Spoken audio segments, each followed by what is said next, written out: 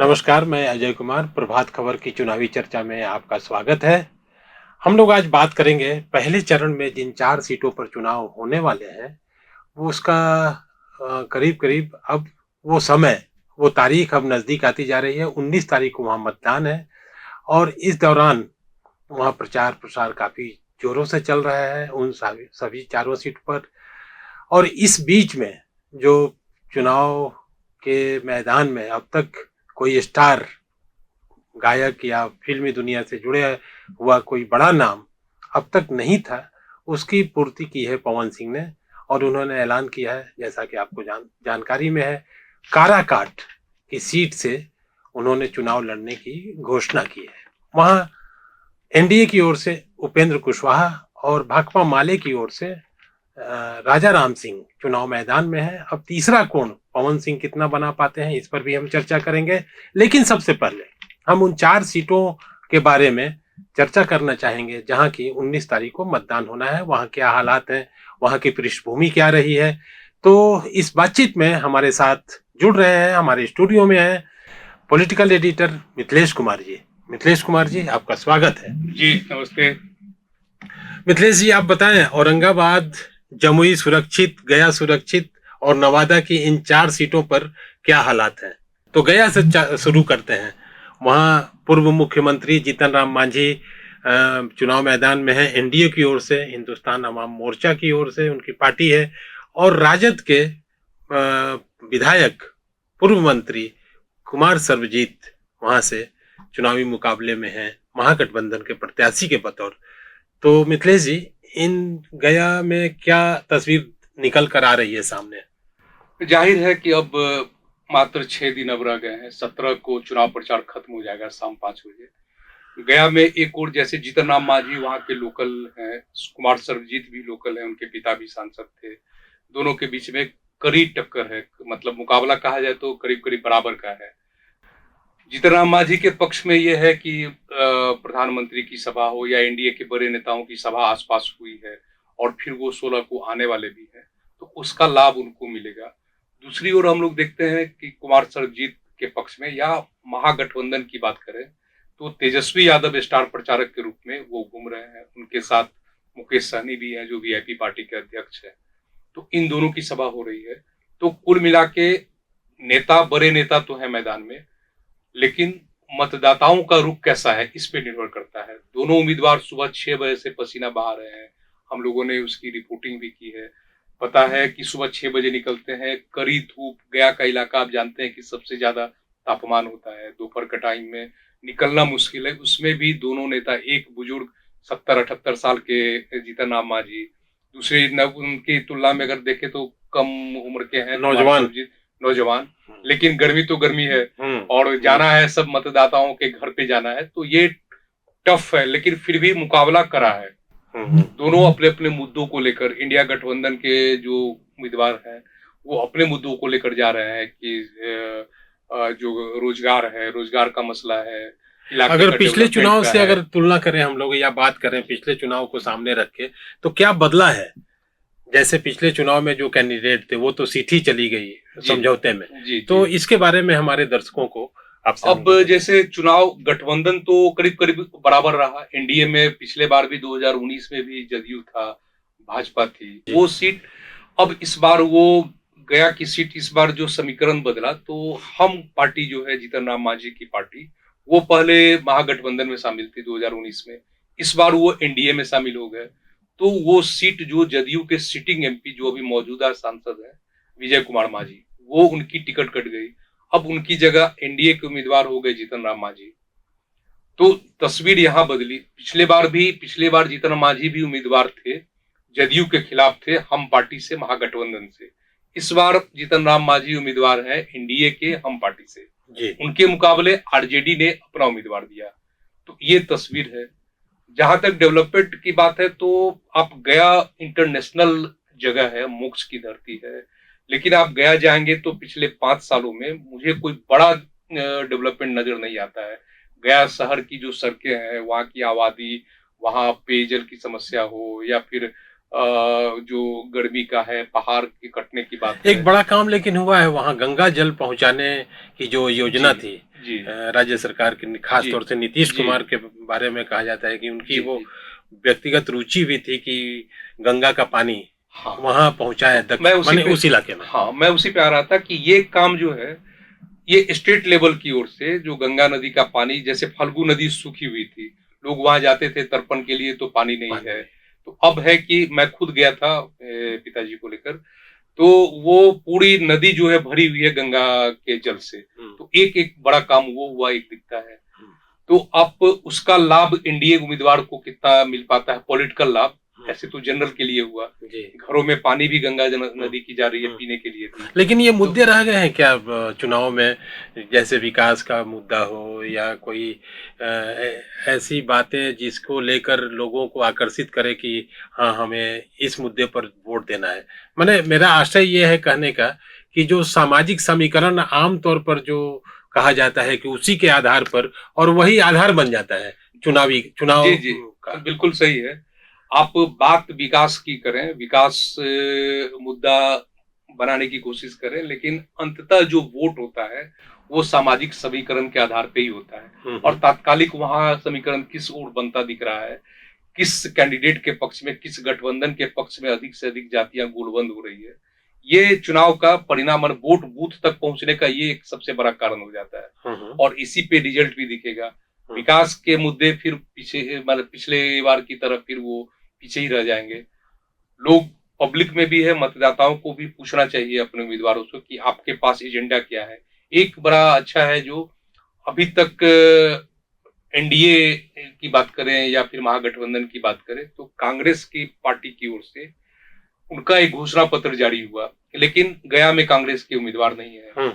NDA की ओर से अभी तक घोषणा पत्र जारी नहीं हुआ। अब 6 दिन चुनाव के रह गए हैं। मिथिलेश जी, औरंगाबाद, गया और नवादा जो पहले चरण की जी सीटें हैं जहां मतदान होना है, एक इंटरेस्टिंग और है कि औरंगाबाद में सुशील कुमार सिंह जो भाजपा के प्रत्याशी हैं, उनको छोड़कर बाकी 4 सीटों पर जो भी उम्मीदवार इस बार जीतेंगे वो पहली बार संसद पहुंचेंगे। जी जी तो हम लोग बात करते हैं औरंगाबाद से कि पिछले चुनावों की तुलना में इस बार वहां क्या बदलता हुआ दिख रहा है और क्या बदला है सामाजिक स्तर पर। जैसे वहां सुशील कुमार सिंह को रिपीट किया गया है और राजद ने अभय कुशवाहा को उम्मीदवार बनाया है। तो मुख्य मुकाबला इन दोनों के बीच है या और कोई तीसरा कोण भी उभरने वाला है? नहीं, मुख्य मुकाबला तो इन्हीं दोनों के बीच में है, एनडीए और महागठबंधन का। अभय कुशवाहा कुछ दिन पहले, टिकट हासिल करने से 2-4 दिन पहले आप कहें, राजद में वो शामिल हुए। जी। तो एक नया गठबंधन, एक नया चेहरा तो सामने आया। पिछले चुनाव को हम याद करें तो 2019 में हम पार्टी से उपेंद्र प्रसाद, जो छात्र राजद के रूप में वो बड़े दिनों तक काम किया, उनको उम्मीदवार बनाया गया महागठबंधन की ओर से। और मुकाबला भी हुआ, कड़ी टक्कर हुई, वोट भी, जातियों की गोलबंदी हुई। टिकट नहीं मिलने से नाराज उपेंद्र प्रसाद अब वो भाजपा में शामिल हो गए, भारतीय जनता पार्टी की उन्होंने सदस्यता ग्रहण की। इन महागठबंधन ने अभय कुशवाहा को वो सामने लाया और उनको टिकट दिया। तो सामाजिक समीकरण जो है औरंगाबाद इलाके में, वहां कुशवाहा मतदाताओं की एक अच्छी तादाद है।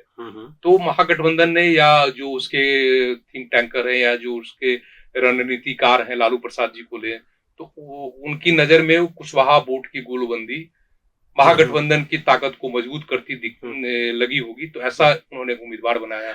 इस सीट पर निखिल कुमार जी का हाँ भी काफी ये रहा कांग्रेस का। जी जी और एक आप देखें कि जो राजनीति में विरासत की बात कही जाती है, तो उसका अभी कितना प्रभाव पड़ेगा, इसलिए कि निखिल कुमार जी को तो टिकट मिला नहीं और ये सीट भी चली गई राजद के पास। तो इन सब चीजों का, इस बदलाव का, जैसे उनको टिकट ना मिलना, कांग्रेस के वोटर क्या करेंगे और वो कहाँ जाएंगे? राजनीति में एक परंपरा शब्द का भी उपयोग होता है। तो परंपरागत सीट आप देखें तो निखिल कुमार का दावा था, वो उनके पिताजी सत्येंद्र नारायण सिंह, उनकी पत्नी श्यामा सिंह, ये भी वहां से चुनाव लड़ी और जीती भी। 1-2 चुनाव में हार भी का भी सामना करना पड़ा। निखिल कुमार खुद वहां से चुनाव जीते। तो निखिल कुमार का एक पारंपरिक एक दावा था, कांग्रेस की दावेदारी थी। लेकिन महागठबंधन में कभी सीटों को लेकर कभी कभी खोना भी पड़ता है, कभी कुर्बानी भी देनी पड़ती है, तो वो सीट कांग्रेस की कुर्बानी में चली गई। अब है निखिल कुमार के समर्थकों की बात, तो वो किधर जाएंगे? तो जाहिर है कि महागठबंधन की ओर है कांग्रेस, तो कांग्रेस के जो वोटर हैं तो वो महागठबंधन को ही वोट के पक्ष में ही वो जाना चाहेंगे। निखिल कुमार के जो पर्सनल जो उनके समर्थक हैं, उनके सामने समस्या होगी कि वो किधर जाएंगे। वो अपने जाति स्वजाति के आधार पे जाएंगे या महागठबंधन की बातों को के पक्ष में खड़े होंगे। तो ये तो वोट के दिन जो 19 अप्रैल को वोट होगा, उस दिन दिखेगा कि वो उनके समर्थक किस ओर जा रहे हैं। ये एक सवाल है। एक चीज अपने दर्शकों को और बता दें कि ये चारों जो सीटें हैं, ये ऐसी सीटें हैं जहां क्रिटिकल बूथ की संख्या तकरीबन 4000 से अधिक है। 4000 से अधिक है और यहाँ मतदान शाम 4 बजे तक ही होना है। जी। अब हम चलते हैं नवादा। जी। नवादा में बीजेपी की ओर से भाजपा के प्रत्याशी हैं विवेक ठाकुर जी, जो सीपी ठाकुर जी के पुत्र हुए, और राजद ने वहां से उम्मीदवार बनाया है श्रवण कुशवाहा को। तो यह मुकाबला विवेक ठाकुर जी और श्रवण कुशवाहा जी के बीच ही माना जा रहा है। आपके पास इस संदर्भ में क्या सूचना है? मुख्य मुकाबला तो है एनडीए के विवेक ठाकुर हैं। विवेक ठाकुर के बारे में बता दें कि वो राज्यसभा के अभी सदस्य भी हैं। उनके पिता डॉक्टर सीपी ठाकुर बीजेपी के, भारतीय जनता पार्टी के बड़े नेता रहे हैं, केंद्र में मंत्री रहे हैं। उनके मुकाबले राजद ने इस बार श्रवण कुशवाहा को दिया है। दो समानताएं हैं, एक विवेक ठाकुर भी विधानसभा के चुनाव हार चुके हैं और श्रवण कुशवाहा भी हार चुके हैं। अब वहां एक तीसरा कोण राजवल्लभ यादव का परिवार है। राजवल्लभ यादव उस इलाके के राजद के बड़े नेता, या उनकी छवि एक बाहुबली, एक समर्थकों की संख्या उनकी ज्यादा है। इस चुनाव में उनके भाई विनोद यादव को उम्मीद थी कि टिकट राजद का उन्हीं को मिलेगा, लेकिन लालू प्रसाद जी ने या महागठबंधन ने, राजद ने एक नया प्रयोग किया और श्रवण कुशवाहा आबादी की वोट के लिए श्रवण कुशवाहा को उम्मीदवारी दी गई। अब वहां तीसरा कोण विनोद यादव का है। विनोद यादव कैंडिडेट निर्दलीय खड़े हैं। उनके पक्ष में जो माना जा रहा है कि राजद की बहुत सारे समर्थक उनके साथ हैं, तो मुकाबला वहां त्रिकोणात्मक मुझे बनता दिख रहा है। हो सकता है त्रिकोणात्मक हो सकता है। जी। अब यह है कि आप वोट का बंटवारा किस हद तक कौन कर पाते हैं। जी। तो श्रवण कुशवाहा और विवेक ठाकुर, ये है नवादा की तस्वीर। अब हम बात करेंगे सुरक्षित सीट जमुई को लेकर। जमुई में अरुण भारती जी लोजपा के प्रत्याशी हैं और अर्चना रविदास जी राजद की ओर से उतारी गई हैं। तो जमुई में, जैसा कि आप जानते हैं, इसके पहले लोजपा की ओर से जो रामविलास पासवान जी के सुपुत्र हुए चिराग पासवान जी 2 बार वहां से प्रतिनिधित्व कर चुके हैं। इस बार वहां चिराग पासवान जी की जगह पर अरुण भारती जी को उतारा गया है और उनका मुकाबला अर्चना रविदास जी से होगा। तो मिथिलेश जी, जमुई को लेकर क्या तस्वीर आपके सामने है? जमुई में एक नया प्रयोग हो रहा है इस बार। दोनों गठबंधनों ने नया प्रयोग किया। अरुण भारती जो वो भी नए उम्मीदवार, पहली बार उन्होंने चुनाव में अपना किस्मत आजमा रहे हैं वो। और जो राजद ने दिया अर्चना रविदास को, वो भी पहली बार लोकसभा के चुनाव लड़ रही हैं। एक तस्वीर ये क्लियर है कि पहले चरण की जो 4 सीटें हैं, उसमें चारों सीट महागठबंधन में राजद के पास है, मतलब राजद के उम्मीदवार हैं। लोजपा ने इस बार चिराग पासवान की जगह चिराग पासवान ने अपने बहनोई अरुण भारती को दिया है। अरुण भारती का परिचय यह है कि वो कांग्रेस की पूर्व मंत्री श्रीमती ज्योति के बेटे हैं वो, और उनका पढ़ाई शिक्षा वगैरह बहुत लंदन वगैरह में है उनका, ये है। लेकिन चुनाव मैदान में वो पहली बार उतरे हैं। तो जमुई के मतदाताओं के सामने में एक ये कठिन है समस्या कि वो किसका चुनाव करते हैं जी। एक और एनडीए के उम्मीदवार हैं, वो भी नए। दूसरी ओर जो है अर्चना रविदास, वो महिला है और उनको महागठबंधन का सिंबल है उनके पास। तो ये लड़ाई है। अब दोनों में से कौन सफल होते हैं, मतदाताओं के पास समय कम है, 6 दिन रह गया है। दोनों ओर से जमुई में एक और तो एनडीए के नेताओं का प्रचार है, कल मुख्यमंत्री की भी रोड शो होने वाली है, प्रधानमंत्री भी गए हैं, योगी आदित्यनाथ वगैरह का भी कार्यक्रम बन रहा है। तो एनडीए का ये है। दूसरी ओर महागठबंधन में तेजस्वी यादव और मुकेश सहनी ने कमान संभाल रखी है। तो लड़ाई दोनों तरफ से करीब करीब बराबर का दिखता है। अब वोटर उस दिन, चुनाव के दिन, किस रूप को अपनाते हैं, वो एक बड़ी बात है। इस बीच में भोजपुरी फिल्मी स्टार और गायक पवन सिंह ने घोषणा की है कि वो काराकाट सीट से चुनाव मैदान में उतरेंगे। तो पवन सिंह की इस घोषणा के बाद या वो अपनी उम्मीदवारी वहां से देते हैं तो क्या कुछ बदलेगा काराकाट में? जैसा कि काराकाट में हम सब जानते हैं उपेंद्र कुशवाहा एनडीए के प्रत्याशी हैं और राजा राम सिंह भाकपा माले के उम्मीदवार बनाए गए हैं। ये काराकाट ग्लैमरस हो गया चुनाव। आप ये ऐसा मान सकते हैं कि इस बार के चुनाव में एक भी फिल्मी सितारे अभी तक चुनाव मैदान में नहीं आए थे, यह सीन नहीं बन रहा था। अब पवन सिंह के आने से एक ये सीन क्रिएट हो गया। दूसरा, पवन सिंह को भाजपा, आपको याद होगा कि भाजपा ने उनको आसनसोल से उम्मीदवार अपना बनाया था, लेकिन बाद में वो पीछे हट गए।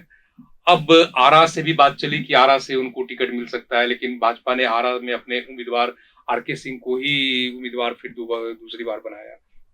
तो अब पवन सिंह के सामने, पवन सिंह ने कल ट्वीट किया कि भाई मैंने अपनी माँ को कहा था कि मैं चुनाव लड़ूंगा, तो वो काराकाट उनके लिए एक सुरक्षित सीट उनको दिख रहा है। तो काराकाट में एनडीए से उपेंद्र कुशवाहा है, पूर्व केंद्रीय मंत्री रहे हैं, और भाकपा माले ने राजा राम सिंह को, जो पूर्व विधायक हैं और पार्टी के बड़े नेता हैं। तो अब वहाँ लड़ाई त्रिकोणात्मक मुझे बनती दिख रही है। यहाँ चुनाव 7वें फेज में है। 7वें फेज में जी, 1 जून को वहाँ मतदान होना है। 1 जून को मतदान होना है जी। तो एक है कि दोनों एनडीए और महागठबंधन अपना प्रेशर बनाएगी और पवन सिंह को बीच का रास्ता निकाल के वो चलेंगे। तो ये लड़ाई यहाँ भी आपको त्रिकोणात्मक बनती दिख रही है। तो ग्लैमर के आधार पर भी लोग वोट दे सकते हैं ऐसा? निश्चित रूप से युवाओं में तो एक पवन सिंह का और खासकर काराकाट का जो मैक्सिमम एरिया शाहाबाद का एरिया है, तो भोजपुरी फिल्म के वो एक्टर भी रहे हैं और गायक तो काफी लोकप्रिय रहे हैं, तो उनका एक तो बनता है, लोग सुनने उनको आते हैं। अब वोट करने कितने आएंगे ये अलग बात है, लेकिन युवाओं में तो एक क्रेज है पवन सिंह का, और भोजपुरी समाज में एक क्रेज है, लोग उनको जान रहे हैं। अब वोट करने कितने लोग आएंगे ये देखने की बात है। धन्यवाद मिथिलेश जी। हम लोग चर्चा कर रहे थे पहले चरण में जिन 4 सीटों पर मतदान होना है, उन सीटों के बारे में हाल हवाल जानने की कोशिश कर रहे थे। हम फिर आएंगे कुछ और सीटों पर चर्चा करने के लिए। तब तक दीजिए हमें इजाजत। बहुत बहुत धन्यवाद। प्रभातखबर.com, विश्वास वही, रफ्तार नहीं।